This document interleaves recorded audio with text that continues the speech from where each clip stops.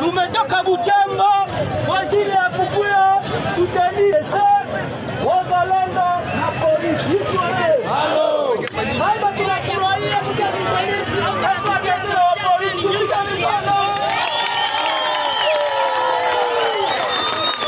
Sasa viongozi wametungoja muda mrefu, na kwa ile tulikuwa hatukieleta fujo, lakini tunakia sutani FARDC wazalendo kondre ule Munyarwanda mwenye siya raia. Tunaonesha kisi tunasuteni ma force loyaliste histoire.